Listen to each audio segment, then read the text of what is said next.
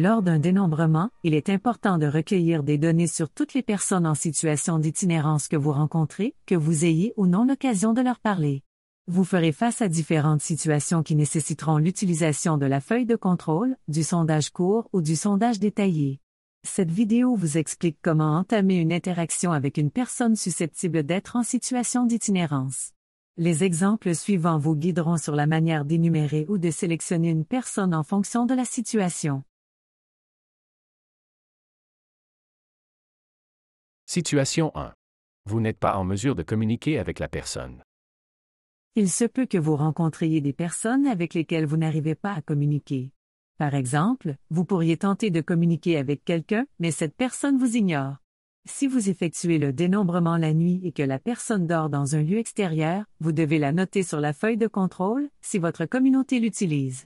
Il est important de noter sur la feuille de contrôle toute personne en possible situation d'itinérance que vous rencontrez, en indiquant les raisons pour lesquelles vous pensez qu'elle l'est ou n'est pas. Si vous craignez pour la sécurité de la personne à cause de la météo ou pour d'autres raisons, communiquez la personne ressource en cas d'urgence dont on vous a remis les coordonnées lors de la formation. Situation 2. La personne a déjà répondu au sondage. Même si chaque équipe s'est vue attribuer une zone particulière, il se peut que vous rencontriez des personnes qui ont déjà répondu au sondage. Bonjour, je m'appelle Claire. Je suis bénévole pour un sondage communautaire sur les besoins en logement et en itinérance. Les renseignements recueillis ont pour but de faire le point sur les besoins en matière de logement et de contribuer à l'élaboration de programmes et de services visant à prévenir l'itinérance et à y mettre fin. Avez-vous récemment répondu à un sondage mené par une personne ayant cet identifiant? Oui, je l'ai fait plus tôt dans la soirée. D'accord, merci de votre participation. Situation 3. La personne n'a pas répondu au sondage et refuse d'y participer. L'exemple suivant vous guidera dans le scénario d'une rencontre avec une personne qui n'a pas encore été approchée par une équipe du sondage et qui refuse d'y participer. Avez-vous récemment répondu à un sondage mené par une personne ayant cet identifiant? Non, Souhaitez-vous participer au sondage? non, je ne veux pas répondre à vos questions. Cette personne a refusé de participer au sondage. Vous devez la remercier et poursuivre votre route.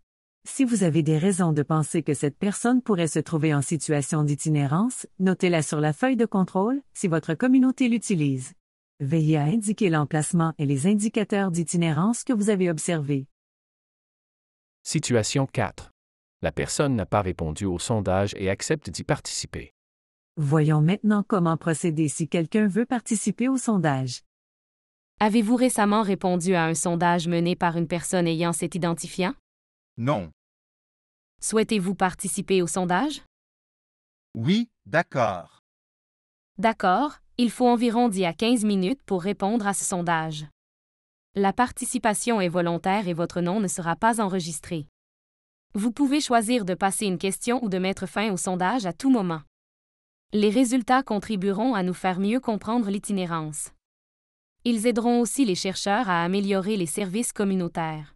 Cette personne a confirmé qu'elle souhaitait participer au sondage. La première question que vous poserez portera sur l'endroit où la personne passe la nuit.